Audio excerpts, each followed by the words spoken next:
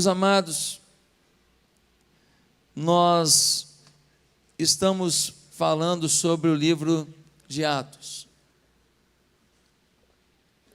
E hoje eu quero ler com você do livro de Atos, capítulo 18. E nós vamos ler do verso 1 em diante. Atos, capítulo 18.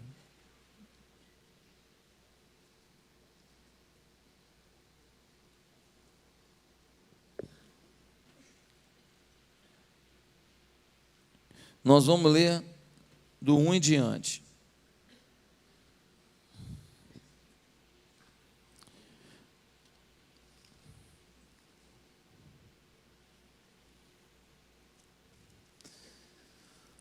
Atos 18, versículo 1, nós vemos assim: em Corinto. Depois disso, Paulo saiu de Atenas e foi para Corinto. Ali encontrou um judeu chamado Áquila, natural de Ponto, que havia chegado recentemente da Itália com Priscila, sua mulher. Pois Cláudio havia ordenado que todos os judeus saíssem de Roma. Paulo foi vê-los e, uma vez que tinham a mesma profissão, ficou morando e trabalhando com eles, pois eram fabricantes de tendas. Todos os sábados, ele debatia na sinagoga e convencia judeus e gregos. Depois que Silas e Timóteo chegaram da Macedônia, Paulo se dedicou exclusivamente à pregação, testemunhando aos judeus que Jesus era o Cristo, opondo-se eles e lançando maldições. Paulo sacudiu a roupa e lhes disse: caia sobre a cabeça de vocês o seu próprio sangue. Estou livre da minha responsabilidade. De agora em diante irei para os gentios. Então Paulo saiu da sinagoga e foi para a casa de Tício Justo, que era temente a Deus e que morava ao lado da sinagoga. Crispo, chefe da sinagoga, creu no Senhor, ele e toda a sua casa. E dos coríntios que o ouviam, muitos criam e eram batizados. Certa noite, o Senhor falou a Paulo em visão: não tenha medo, continue falando e não fique calado, pois estou com você, e ninguém vai lhe fazer mal ou feri-lo, porque tenho muita gente nessa cidade.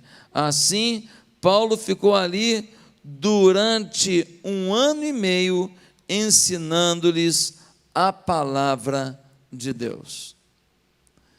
Queridos,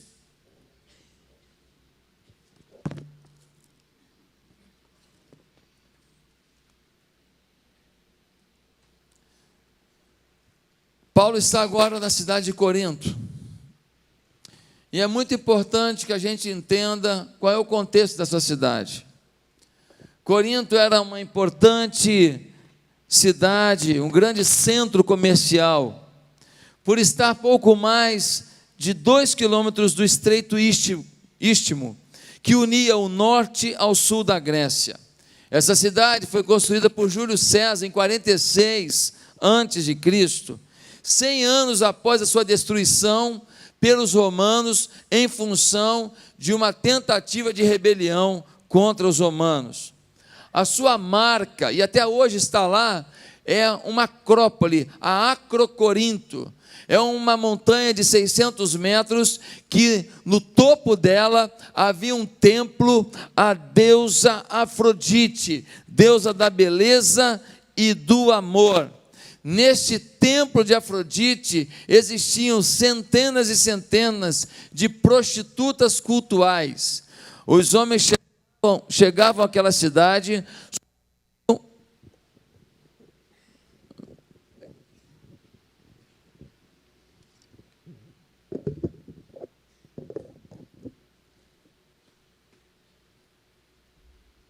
subiam até aquela montanha, e lá eles tinham relacionamentos sexuais com aquelas prostitutas cultuais, e todo o dinheiro que era arrecadado era investido no paganismo, era investido na idolatria, era investido em adoração a deuses e demônios pagãos. Gente, pensa numa cidade endemoniada, pensa numa cidade entregue à imoralidade, pensa numa cidade entregue à maldição, pensa numa cidade entregue a tudo que contraria a santidade e o amor de Deus. Infelizmente, essa era a realidade de Corinto. Mas no texto que a gente acabou de ler, o que aconteceu? O que aconteceu é que Paulo chega a essa cidade, ele encontra com um casal chamado Áquila e Priscila. E esse casal, Áquila e Priscila, são servos do Senhor, e eles trabalham com Paulo na mesma profissão. Paulo fazia tendas, vendia tendas para se sustentar, e eles trabalhavam juntos. E também chega um tempo depois, Silas e Timóteo, e eles chegam àquela cidade, para poder mudar a história dessa cidade. Deixa eu te falar, existia um verbo grego, korintizomai, sabe o que queria dizer isso? Significava dizer assim, corintiar. Corintiar significa se perverter. Corintiar significa se entregar à imoralidade. Olha pelo que essa cidade era conhecida. Ela era conhecida pelo mal, ela era conhecida pela escassez de ética, pela escassez de autoridade, pela escassez de hombridade, pela escassez de beleza nas atitudes. E chega Paulo, chega Áquila, Priscila, Silas, Timóteo, e Paulo trabalha fazendo tendas e pregando o evangelho. E todo sábado ele vai para a sinagoga, e ele prega na sinagoga, e começa a se converter um monte de gente. E se converte também Crispo, que é o líder da sinagoga, mas muitos judeus não gostaram disso. Ficaram bem chateados, porque Paulo começa a mudar os caminhos que eles estavam acostumados, falando que existia um Cristo, que o Messias já havia pisado no mundo, e o nome dele era Jesus Cristo de Nazaré. Ele então começa agora a pregar, não mais para os judeus da sinagoga, porque sua missão ali já estava completa, e ele começa agora a pregar para o restante da cidade. E gente, ele fica 1 ano e meio fazendo isso. Só que agora não mais fazendo tendas, porque quando Timóteo e Silas chegam na cidade, eles dizem: Paulo, a gente faz tenda por você, a gente consegue bancar você, fique tempo integral pregando o evangelho. Olha só a resposta de Deus, uma cidade imoral, uma cidade pagã, mas Deus coloca o maior apóstolo que esse mundo já viu, coloca esse camarada em tempo integral nessa cidade, para mudar a história da cidade. Gente, que coisa tremenda, como que Deus quis levar realmente essa cidade a um avivamento, mandando esse timaço de pessoas para lá. E agora o trabalho dele, será que deu certo? Gente, há evidências de que um avivamento estava acontecendo em Corinto, há evidências de que Deus estava atuando nesse lugar. Pastor, por que você diz isso? Vou te falar, não eu, mas o pastor Russell Shedd, em um de seus livros, ele dá alguns motivos para a gente entender que um avivamento, que um fogo de Deus, que uma exaltação de Deus, que uma paixão por Deus, que uma comunicação com Deus estava tomando o coração das pessoas. Por que o pastor Russell Shedd, um dos maiores teólogos do Brasil, ele afirma isso? Primeiro, porque uma cidade entregue à imoralidade e idolatria, como era Corinto, daria pouca atenção a um pregador judeu, sem que se manifestasse uma demonstração de extraordinário poder de Deus. Pastor Russell Shedd diz: olha, ninguém ouviu um pregador judeu, a não ser que ao ter contato com ele, as pessoas sentissem o poder de Deus, a glória de Deus, a não ser que ao olhar para eles, percebessem algo diferente, a não ser que ao ver a oração deles, sentissem o Espírito de Deus descendo sobre a terra. E o pastor Russell Shedd vai dizer: olha, é tanta gente se convertendo, é tanta gente ouvindo, que só poderia ser fruto do poder e manifestação de Deus por isso eles criam. Segundo motivo pelo qual um avivamento estava acontecendo ali, é porque a grande colheita acontecia para Cristo. Grande colheita, e grande colheita é marca do avivamento. Ter grande colheita não quer dizer que tem um avivamento, mas se tem avivamento, tem grande colheita. Ter grande colheita não quer dizer avivamento, porque alguém pode manipular, alguém pode fazer um apelo meio mais ou menos, levando as pessoas a ter uma sensação gostosa, mas se tem avivamento, tem conversão, e o texto diz que havia muitas conversões. O texto não diz que era sensacionalismo, o texto não diz que era emoção de momento, o texto diz que muitos judeus começaram a crer. Isso era uma marca de avivamento. Se buscarmos o avivamento, nossos amigos, nossos vizinhos, nossos parentes vão se converter, eu não tenho dúvida disso, porque quando o avivamento chega, a gente não precisa nem convidar para vir para a igreja, eles pedem para vir. Fala, me leva onde você ficou desse jeito, me leva aonde você aprendeu a ser como você é hoje, porque você mudou, você está diferente, o seu olhar está diferente, o seu jeito está diferente, no futebol você é outro, trabalhando com você eu percebo outra pessoa, as pessoas começam a dizer, eu quero ir para lá. Um dia eu estava pegando fogo numa igreja, e aí estava todo mundo na cidade pequena, ajudando, passando balde com água de mão em mão, e alguém jogava o balde naquela igreja, e a igreja pegando fogo, e aí o pastor olhou para o lado assim, e tinha um ateu, muito conhecido na cidade, e o ateu passou o balde para o pastor, e o pastor falou assim, rapaz, você aqui na igreja hoje, que surpresa, ele falou assim, é a primeira vez que pega fogo. Quando a igreja pega fogo, Deus manda pessoas, Deus vai mandar gente que se dizia ateu, gente que se dizia descrente, gente que se dizia acima de religião, de fé, de tudo, mas a ficha vai cair, e o Espírito de Deus vai chegar. Terceiro motivo pelo qual o pastor Rousseau Shedd diz que havia indícios de avivamento em Corinto, é porque pessoas de alta classe se convertiam. Você sabe que as pessoas que têm alta classe, elas têm um preconceito maior. Elas começam a falar assim, não, eu não preciso disso, porque eu sou top das galáxias. Eu sou uma pessoa vencedora, eu tenho dinheiro, eu conheço Paris, eu visitei o Louvre 18 vezes, eu isso, eu aquilo. Então muita gente é enganado pela alta posição. Muita gente tem real preconceito com a igreja. É ridículo isso, né? Ridículo, porque enquanto a vida está de linha reta, todo mundo é igualzinho, mas nas curvas da vida, quem não tem Jesus dança. É nas curvas da vida que muita gente que se achava o rei da cocada preta, porque ele tinha isso, tinha aquilo, ele é famoso, ele tem dinheiro, ele tem formação, ele tem diploma, são nas curvas da vida que a gente começa a derrapar, que a gente fala, Deus, segura no volante para mim, por favor. E talvez você está reclamando das derrapadas da sua vida, você não deveria reclamar não, você deveria entender que foi o único jeito de Deus fazer você acordar. Porque eu não sei quanto a você, mas eu sei o que é o choro de uma noite. Eu não sei quanto a você, mas eu já passei pelo que estou passando hoje aqui, de ver uma mãe que chora a perda de um seu filho. Eu não sei quanto a você, mas eu já enfrentei problemas que eu perguntava para mim mesmo, por que comigo? Eu nunca me coloquei como alguém que nenhum problema, nenhuma circunstância bate a porta da minha vida. Eu nunca me coloquei como super-herói.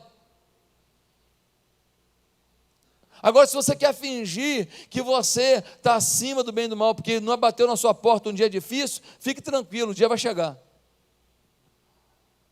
Que isso, pastor, está amaldiçoando? Não estou não, filho. Eu estou falando de vida. Não tem ninguém que passe por essa vida sem passar por um dia difícil.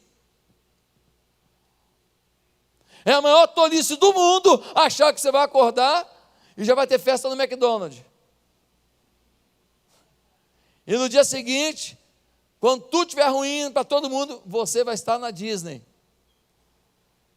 E quando piorar para todo mundo mesmo, você estará lá numa ilha da Indonésia, num paraíso, dentro de um bangalô, tomando água de coco e comendo camarão. Ei, acorda. A vida tem sorriso hoje e choro amanhã. A vida tem vitória hoje, derrota amanhã. Esta é a vida. E a Bíblia nunca enganou a gente. A diferença é que quem está em Cristo está preparado para enfrentar o dia difícil. A diferença é que a gente, quando está com Cristo, a gente não se entrega. Quantas vezes que eu não tive vontade de vir para a igreja? Porque eu passei um sábado horrível, um momento difícil. Mas o Espírito Santo falava comigo: quem te chamou, eu ou a circunstância? Eu botava meu joelho no chão e dizia: meu Pai, aquele povo que está lá, que confia no seu pastor, não vai deixar de receber o teu recado, porque eu estou num dia difícil, porque eu estou cansado, porque eu estou moído, porque eu não consegui dormir, porque eu passei uma noite em sono sem dormir com uma família numa situação difícil e dolorida. Não, aquele povo não vai deixar de receber a bênção. E eu vinha para cá dizendo: Senhor, me dá uma palavra. E Deus dava, porque Deus é generoso quando a gente reconhece que o nosso chamado é maior que a nossa circunstância. Quem entende isso, diga: eu entendo. Quem quer viver isso, diga: eu preciso. Meus amados irmãos, em quarto lugar, havia um avivamento na cidade de Corinto. Sabe por quê? Porque Paulo afirma que os coríntios foram enriquecidos em tudo. 1 Coríntios capítulo 1 vai dizer: e eles eram enriquecidos de tudo, ou seja, não faltava dom nenhum naquela igreja. Tinha gente para agir na misericórdia, tinha gente para profetizar, tinha gente para orientar, tinha gente para administrar, tinha gente para motivar, tinha gente para aconselhar, tinha gente para tudo. Uma igreja lotada de gente com dons espirituais para servirem uns aos outros. Enfim, os indícios de avivamento estavam nessa cidade. Chegou um povo, chegou um lote de gente de Deus e começou a mudar a cidade, e a igreja começou a provar de um avivamento. Pensa que tem jeito para o Rio de Janeiro. Mas essa igreja não se tornou verdadeiramente uma igreja avivada ao longo da história. Daí o tema da mensagem de hoje, pode jogar na tela: não deixe seu avivamento ser roubado. Deus quer que você seja dominado por Ele. Deus quer que você seja inflamado por Ele. Alguém que acorda de manhã e fala: Deus, qual é a boa de hoje? E que ouve Deus, e que sai dali e age em Deus, e que trabalha em Deus, e que tem respostas em Deus, e que namora em Deus, e que casa em Deus, e que frutifica em Deus, e que produz em Deus. Gente que está comendo uma linguicinha com arroz e farofa, e está ali curtindo aquela coisa gostosa, e está pensando: meu Deus me provê, meu Deus me supre. Gente que está conectada, quem está entendendo? Só que o diabo quer roubar isso, que se você viver isso, já era, ninguém te segura. Se você viver isso, você vai entrar numa escola municipal e vai sair numa catedral. Se você viver isso, você vai lutar para ganhar alguma coisa, e Deus vai fazer com que os ganhos é que te persigam. Se você viver isso, os seus valores mudam e as suas conquistas são multiplicadas. Por quê? Porque na verdade, quando você ganha, quando você vence, quando você empreende, o seu interesse não é mais simplesmente suprir um desejo pessoal, passa a ser viver para a glória desse Deus. Ou seja, você é agente dele, e se você é agente dele, pode confiar muito mais. Sim ou não? Queridos, o que houve com essa igreja? Ela ficou uma igreja dividida. Se a gente lê em 1 Coríntios capítulo 1, 1 Coríntios capítulo 1, dá uma olhada no que aconteceu nessa igreja. Versículo 10, diz assim: irmãos, em nome de nosso Senhor Jesus Cristo, suplico a todos vocês que concordem uns com os outros no que falam, para que não haja divisões entre vocês, antes que todos estejam unidos num só pensamento e num só parecer. Meus irmãos, fui informado por alguns da casa de Cloé de que há divisões entre vocês. Com isso, quero dizer que alguns de vocês afirmam: eu sou de Paulo, ou eu sou de Apolo, ou eu sou de Pedro, ou ainda eu sou de Cristo. Acaso Cristo está dividido? Essa igreja que começou a experimentar um avivamento, começou a mudar a sociedade, começou a converter a cidade, agora estão divididos. Eu sou de Paulo, Paulo que me discipulou. Eu sou da Rede Azul. Eu sou da Rede Laranja. É o Ru, viu? Olha o Ru aí. Começou a ter uma coisa de divisão. Eu sou de Pedro. Pedro é muito mais sensato que Paulo. Gente, o outro fala assim: eu sou de Cristo, como se Cristo não fosse um outro segmento, como se Pedro, Paulo e Apolo não estivessem todos eles debaixo de Cristo. Meu Deus, olha quanta confusão. Mas mais um problema aconteceu naquela igreja. Eles não eram uma sociedade deturpada, eles não eram uma sociedade caída. Queridos, eles começaram a ser imorais. A imoralidade voltou. Quando a gente lê em 1 Coríntios capítulo 5, eu não vou ler agora, vai dizer, sabe o quê? Que até incesto começou a acontecer dentro da igreja.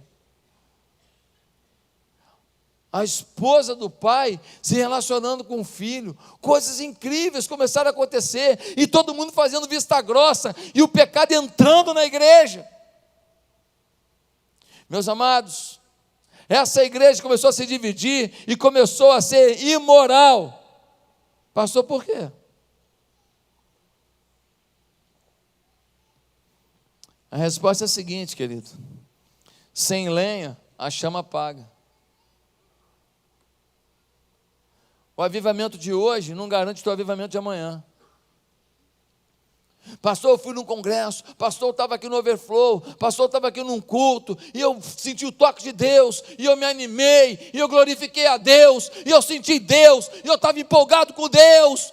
Pastor, foi demais. Se não botar lenha, apaga. E a lenha é a palavra de Deus, a lenha é o serviço do Senhor, a lenha é o tempo de oração, a lenha é a comunhão, a lenha é estar disponível para Deus. Os presentes espirituais que Corinto ganhou, que promoveriam um avivamento maior, foram deturpados. Sabe o que aconteceu? Um não tinha o dom de línguas, ele ficava falando para todo mundo ouvir: olha aí, olha eu falando em língua aí, ó. Blá, blá, blá, blá. E o outro tinha dom de revelação, ele queria revelar toda hora: olha, eu tenho revelação, hein? Olha, eu tenho revelação. Aí o outro: Deus fala comigo em sonho. Olha, em sonho, ontem eu comi uma feijoada, fui sonhar, sonhei demais com o Senhor. E os caras começaram a banalizar, eles começaram a transformar os dons espirituais, que o alvo principal é você se fortalecer para servir o outro. O efeito do dom é você servir o outro, mas não, começou a ser motivo de exibicionismo. Eles começaram a pegar os seus talentos: eu canto bem, eu prego bem, eu dirijo bem, olha, eu dou muita oferta, eu sou isso, eu sou aquilo. Eles começaram assim, vai descer daquilo que era para serem mais humildes. Porque ser usado por Deus deveria nos levar a sermos os servos dos servos, o recruta do servo. Por quê? Ser usado por Deus, ver que Deus te usou, é sentir que você, apesar de você, apesar da sua humanidade, da sua limitação, ainda foi alvo da misericórdia de um Deus que ama você e que pega um sujeito limitado, uma mulher limitada como você, e transforma num campeão. E pega o enfermo e você bota a mão e você ora, e o enfermo levanta. E faz um casamento explodido, um casamento transtornado, e você vai lá e você ora com um, ora com o outro, e dá um conselho, e ministra, e daqui a pouco, aonde havia desespero, vem amor. E você pega uma pessoa drogada, desesperada, vadia, e você chama essa pessoa e mostra que Jesus tem um plano. E conhecendo Jesus, Ele é a liberdade. Conhecereis a verdade vos libertará. E então, essa pessoa que era louca, falida, um motivo de dor para a família, agora se torna um pregador, um avivalista, um transformador de sociedade. Meus amados irmãos, quando isso começa a acontecer, é motivo para a gente ser mais humilde ainda, mais dependente de Deus, porque nenhum de nós merece o prazer de ser um instrumento na mão de um glorioso Deus. Meus queridos, as pessoas começaram a falar em línguas em público, profetizar em público, e agora a hospitalidade, misericórdia, passou a ser uns dons mais limitados, uns dons mais chulezinhos. Cada um só queria aparecer mais que o outro, e o avivamento foi embora. Pastor, o que rouba o avivamento da minha vida? Eu te falo, esse texto diz. O que rouba o avivamento da tua vida? Primeiro, crescer, mas perder a unidade. Você serve a Deus, você prega, você canta, você faz isso, você faz aquilo, mas você perdeu a unidade com a igreja. Você agora é um crítico em potencial. Você agora olha para todo mundo, olha para a roupa de todo mundo, para o jeito de todo mundo, para a fala de todo mundo. Você só vê a furada, você só percebe o que não vai bem. Você consegue construir um monte de ideias e pensamentos horríveis sobre gente que falou uma palavra só. Com uma palavra você faz um livro sobre a maldade da pessoa. Esse povo estava, eu sou de fulano, eu sou de fulano, eu sou de fulano, eu sou de fulano. Os grupinhos começaram a se destruir. Mas o Salmo 133 diz: ó quão bom e quão suave é que os irmãos vivam em união. Ali o Senhor ordena a bênção. Quando você está envolvido em comunhão na sua igreja, quando você vê os defeitos dos seus irmãos, mas você em amor quer ajudá-los a crescer, quando você vê as dificuldades e você quer fortalecer as pessoas, ei, ali o Senhor derrama a bênção. Pastor, eu oro, eu leio Bíblia, e eu busco a Deus, e a bênção não chega. Você tem comunhão? Não, então, querido, perdeu. Perdeu o playboy. Perdeu por quê? Perdeu porque você esqueceu que a comunhão dos irmãos, a unidade da igreja, ela também é um patamar a ser atingido, para que a ponte seja construída em direção ao seu milagre, à sua bênção, à sua conquista. Deus não quer abençoar a carreira solo, Deus quer abençoar a família. Quem é a família de Jesus aqui? Levanta a mão. Aleluia, aleluia. Nós somos a família de Jesus. Meus amados irmãos, qual é a nossa visão nessa igreja? Para a gente ver unidade. A visão aqui é a visão celular. Como assim, pastor? Assim, todo mundo aqui vai para uma casa durante a semana, reúne numa casa, e lá a gente lê o texto bíblico de hoje, a gente compartilha alguma coisa, depois a gente ora um pelo outro, e a gente no final come um biscoito, come um bolinho, come um lanchinho, come um camarão catupiry, uma picanha fatiada, molho gorgonzola, sei lá, a gente, estou brincando, por favor gente, faz isso não, senão ninguém quer sair dessa célula. Gente, no final a gente lancha junto, é isso, são os irmãos reproduzindo o que acontecia no Novo Testamento, quando todos os dias a igreja se reunia, eles trabalhavam, acordavam 4 horas da manhã, ia para a batalha, trabalhava, porque lá é muito sol, muito calor, então pegava a madrugada, e toma ele trabalhar, quando chegava 2 horas da tarde, ninguém aguentava mais ficar naquele sol não, aí eles iam, descansavam e tal, e depois eles se reuniam nas casas, buscando a Deus, buscando comunhão, partindo o pão. Gente, Deus definiu que a visão dele para a igreja é através das células. Pastor, mas eu não gosto de gente não, eu não quero me relacionar, eu gosto até do senhor, e a gente torce pelo mesmo time, e a gente está numa boa, mas eu não gosto de gente. eu acho que você não vai para o céu. Porque lá tem gente, sabia?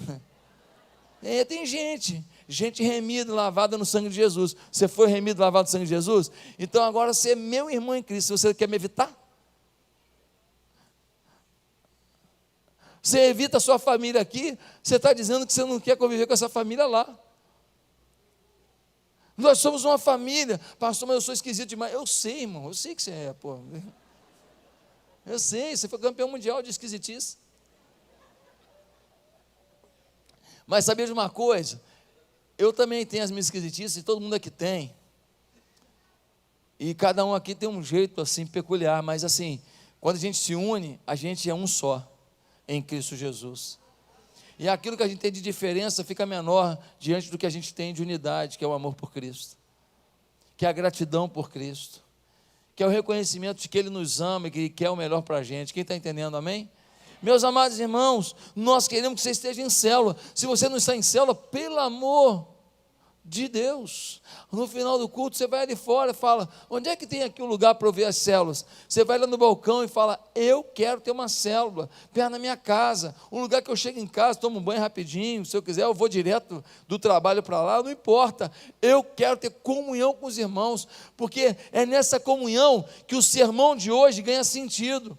O sermão de hoje você ouve, mas na célula você pratica. O sermão de hoje você entende, mas na célula você assimila o conceito. Então essa é a visão, nós temos que ver essa unidade, amar nossa família. Ah, pastor, eu tenho visto muitos defeitos na igreja, fecha o olho para isso, vê as virtudes. Ah, pastor, mas tem muita coisa para fazer na igreja, legal, então agora me ajuda a fazer, e para de reclamar. Porque se você for só procurar os cantos esquisitos, sujos, dificultosos, talvez você perca a alegria de ver os lugares de brilho, os lugares de ternura, os lugares de amor, os lugares de vitória que tem no meio da tua família. Isso vale aqui para a igreja, isso vale para a sua casa. Se você só olhar os problemas da sua família, sua vida vira um inferno dentro de casa, sim ou não? Sim ou não? Eu vi o marido falando assim, não fala aquilo não. Queridos, primeiro lugar, crescer, mas perder a unidade, rouba o seu avivamento. Segundo, progredir no uso dos dons e realizações, mas se tornar carnal. Eles começaram a usar os dons, e fala em língua, e profetiza, e declara, e dom disso, e dom daquilo, só gente que em 1 Coríntios, capítulo 3, versículo 1 a 3, olha o que Paulo fala dessa igreja. Irmãos, não lhes pude falar como a espirituais, mas como a carnais, como a crianças em Cristo, dei-lhes leite, não alimento sólido, pois vocês não estavam em condições de recebê-lo. De fato, vocês ainda não estão em condições, porque ainda são carnais, porque visto que a inveja e divisão entre vocês não estão sendo carnais e agindo como mundanos. Paulo falou, Deus queria falar umas coisas para vocês, Deus queria ensinar umas coisas para vocês, Deus queria levar vocês para um novo patamar, Deus queria confiar empresas vitoriosas a vocês, Deus queria confiar posições estratégicas a vocês, mas vocês são carnais, vocês não estão preparados. Gente, há 3 tipos de pessoas na igreja: o incrédulo, o crente carnal e o crente espiritual. Pastor, pelo menos o crente carnal é melhor que o incrédulo. Não, o crente carnal é pior que o incrédulo. Sabe por quê? Porque ele tem jeito de crente, roupa de crente, Bíblia de crente, canta que nem crente. Ele frequenta lugar de crente, mas ele dá mau testemunho onde ele vai. Ele parece, mas não é. E ele diz para todo mundo que é, e quando ele não é, ele começa a ensinar para os outros que ninguém é, quando na verdade tem gente que é. Deixa eu te perguntar uma coisa, você é um crente carnal ou espiritual? Os seus olhos são espirituais ou carnais? Como você enxerga a vida? Ah, pastor, mas eu tenho umas tentações. Eu não estou falando disso porque você é homem, você é mulher, você está sujeito a um monte de intempéries e tentações do mundo. Eu não estou falando de ter lutas, não. Eu não estou falando de ter tentações, não. Eu estou falando do quanto você procura. Uma coisa é uma tentação, outra coisa é a gente viver debaixo do governo de uma tentação, a gente procurar a tentação. É a gente procurar fofoca, procurar mentira, procurar pornografia, procurar ver filme que não presta, procurar ler um monte de fofocaiada, de palhaçada na internet, coisa que não edifica. É procurar Big Brother para ver um bando de gente se travestindo de artista, na verdade sendo um mendigo por poder. Meus amados irmãos, quantos de nós temos sido carnais, e Deus querendo nos abençoar, querendo profetizar, declarar vitória, te encher de glória, e você diz, a minha vida não anda, do fulano andou. Olha, se o outro é carnal, eu não sei, mas eu sei que Deus quer abençoar, e frutificar, e glorificar o nome dEle, através de crente espiritual, de gente que leva a sério, de gente determinada, gente que não se encanta com o mundo. Mas tem um monte de gente na igreja que fala palavrão, sim ou não? É, pastor, tem esse problema aí. Gente que pede emprestado e esquece, só não esquece quem deve a ele. Gente que perde a linha facilmente. É que a minha personalidade, quando o Espírito Santo domina a gente, domina a personalidade. João e Tiago, o apelido dos caras era filhos do trovão. Pensa numa dupla boa de briga. Pensa numa dupla que quando começava o futebol, da canela para cima valia tudo. Mas quando o Espírito age, a gente muda. João virou apóstolo do amor, sim ou não? O apóstolo tão amoroso que quando Jesus estava na cruz, a mãe de Jesus estava ali, Jesus falou o quê? João, eis aí tua mãe. Maria, eis aí teu filho. Em outras palavras, cuida dela que ela vai precisar. Jesus confia a mãe a João. Meus amados, coisa linda quando a gente deixa de ser carnal. Mas muitas vezes, confiando nas suas realizações e nos seus dons, você não percebe que você deixou a essência para viver a aparência. Você deixou o milagre para ser, na verdade, um ator. Ah, pastor, tem que ver eu cantando, eu louvando, eu louvo para caramba. Ah, quando eu louvo aquela igreja, o pastor faz uma careta assim, ó. É show de bola, todo mundo vê que eu estou lá no espaço, está no espaço sideral, só não está no céu, meu filho, no céu, porque Deus não está nem para a tua careta. Deus quer saber se no dia a dia você evidencia o amor dEle. Deus quer saber se tu ora pelo teu pastor. Deus quer saber se você se preocupa com o teu vizinho que está indo para o inferno, convive contigo, você nunca chamou ele para a igreja, você nunca levou ele numa célula. Deus quer saber o que você fala para essa moça que trabalha com você. Deus quer saber o que você fala quando está com seus amigos. É isso que Deus quer saber. Deus quer saber se quando você chega, a glória dele chegou, ou se quando você chega, um crente encardido, denunciador da nossa fraqueza chegou. Em terceiro lugar, sabe o que rouba o teu avivamento? Valorizar os dons e realizações e esquecer que a marca do cristão é o fruto do Espírito. A marca do cristão não é o dom. Ah, não, eu tenho o dom disso, eu tenho o dom daquilo. Deixa eu te falar, o dom é concessão do Espírito. Legal, bom demais. Mas o dom não quer dizer que você tem caráter. O fruto do Espírito é que diz se você é parecido com Jesus. Porque quais eram os dons de Jesus?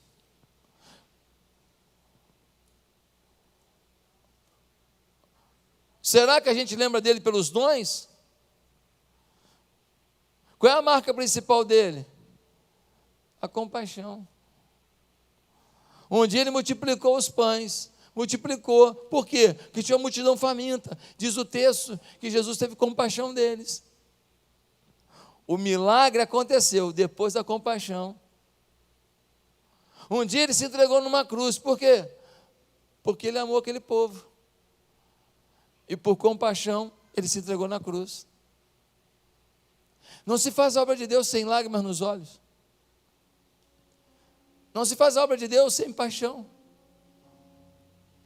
Generosos como Pai, Deus nos chamou para sermos pessoas empreendedoras, sim, ativas, sim. Pode ganhar dinheiro? Pode montar empresa? Pode viajar? Pode ter uma visão? Pode, mas tudo isso movido por uma compaixão, para que tudo que a gente viva se canalize para o nome de Deus, se canalize para abençoar alguém. Eu tenho aqui na igreja membro da igreja que eu batizei, que jogava bola comigo. Eu tenho um casal aqui que é o Marcelo e a Luciana. Eles eram bem religiosos, mas faltava uma experiência pessoal com Jesus.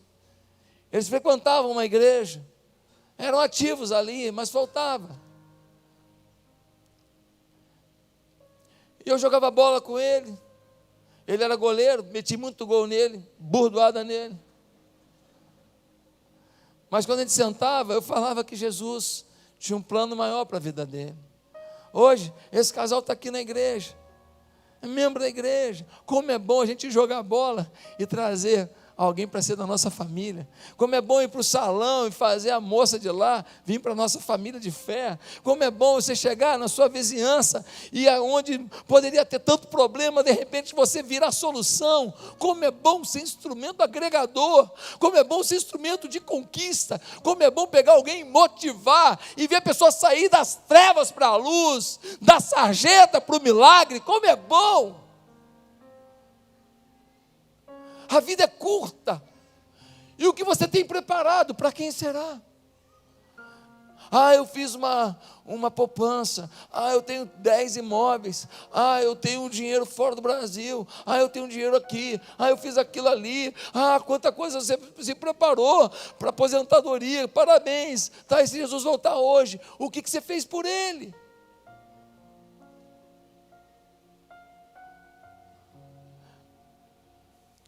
Jesus volta hoje e pergunta para você, como é que foi no dízimo? Tu fala o quê? Jesus volta hoje e pergunta assim, como você foi no evangelismo? Tentando mudar a vida das pessoas para eles me amarem. Que você fala o quê? Jesus volta hoje e pergunta assim, vem cá, essa casa que eu te dei aí, ela foi uma agência do reino? Ela foi um templo do Espírito? Você fala o quê? Esse carro bonitinho que você tem, Jesus pergunta hoje, vem cá, esse carro, ele foi um BRT da fé? Ele foi um instrumento para a gente chegar até o reino, chegar até uma célula, para alguém ir até um hospital? Ei, o seu carro foi útil para o meu reino ou só para o seu deleite? O dinheiro que eu te dei, a profissão que eu te dei, o ambiente que você foi, o que eu lucrei com a tua vida, é isso que ele está te perguntando hoje.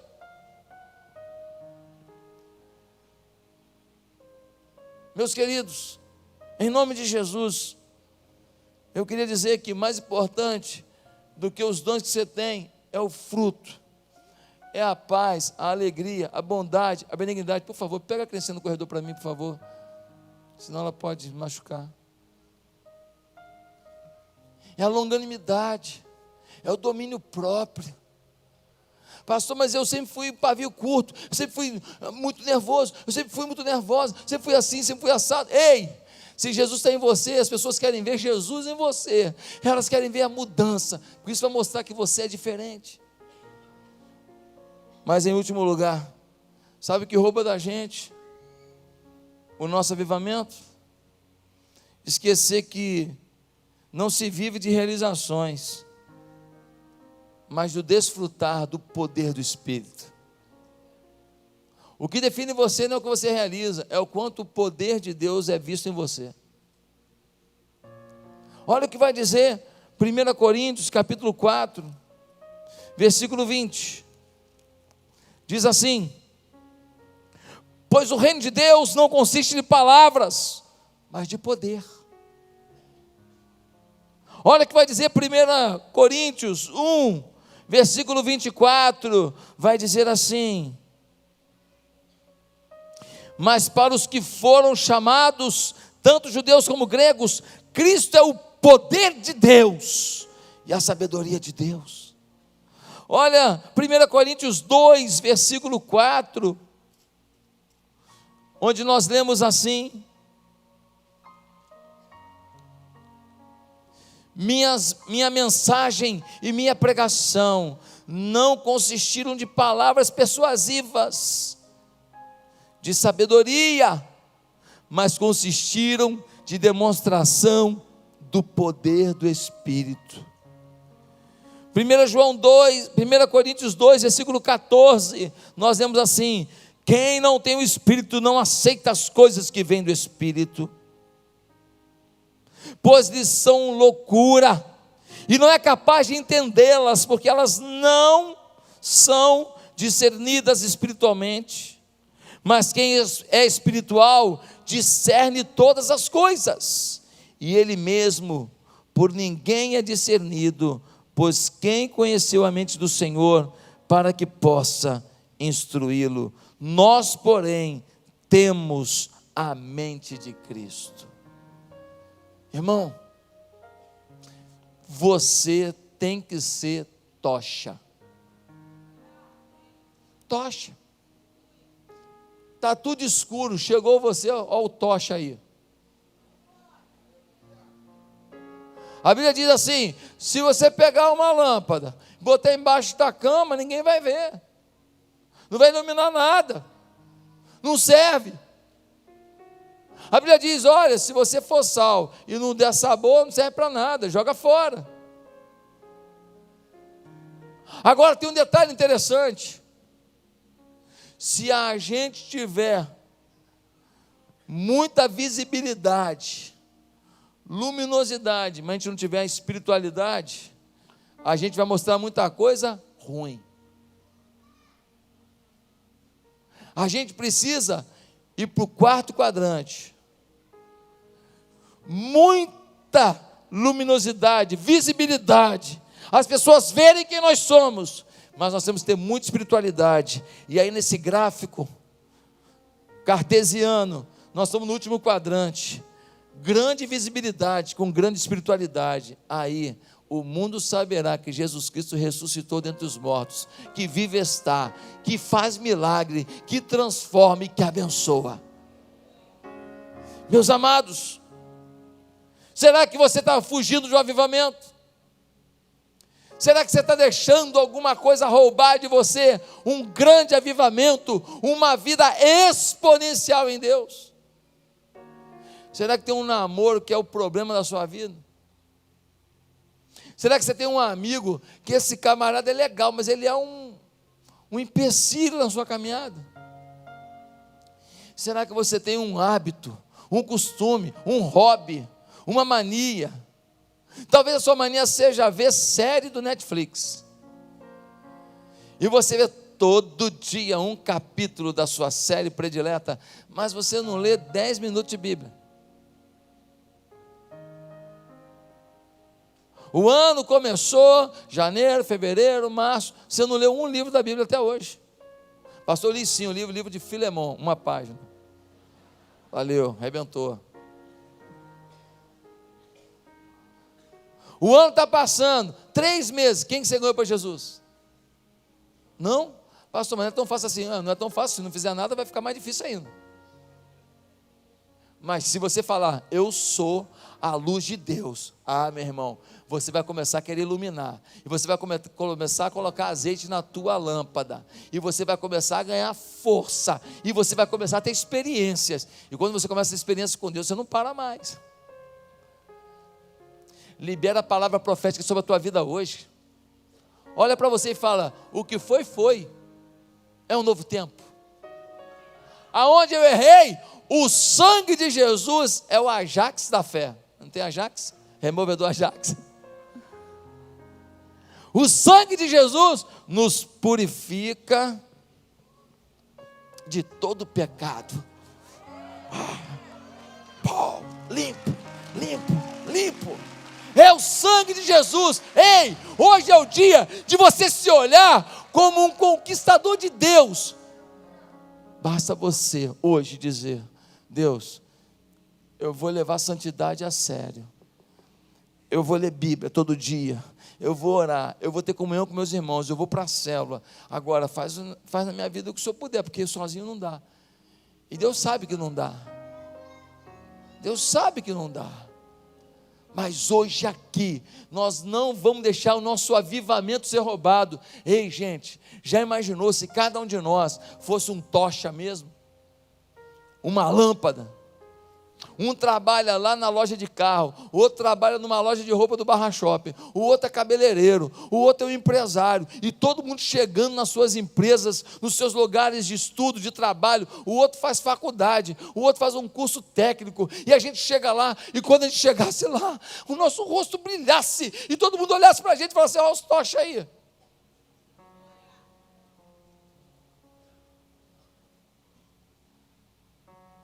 E quando todo mundo estivesse falando uma porcaria do caramba, uma besteira danada, a gente tivesse sempre uma palavra equilibrada, honesta, íntegra e cheia do Espírito Santo.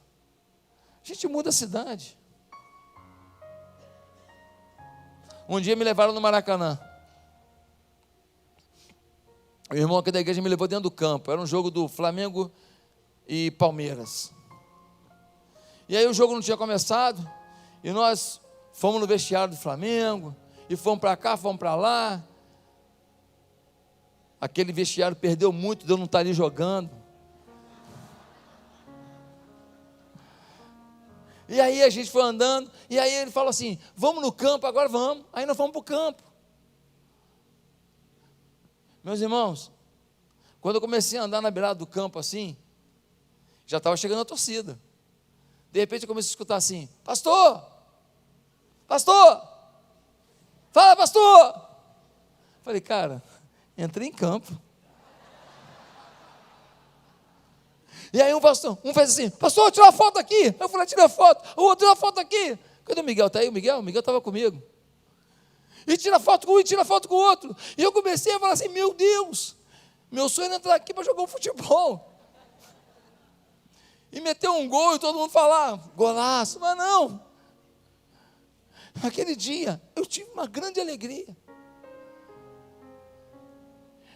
de ver que algumas pessoas que estavam ali conheciam o trabalho que a gente faz aqui, sabia que tem gente séria aqui, sabia que tem gente aqui preocupada com a cidade. Gente, olha para isso. As pessoas estão olhando para a gente, eles estão vendo a chama, eles estão vendo as tochas acesas, e você ainda está querendo ser uma tocha apagada. Eu tirei um monte de foto. Acho que teve um pessoal que olhou e falou assim: quem é esse coroa aí? Jogou aonde?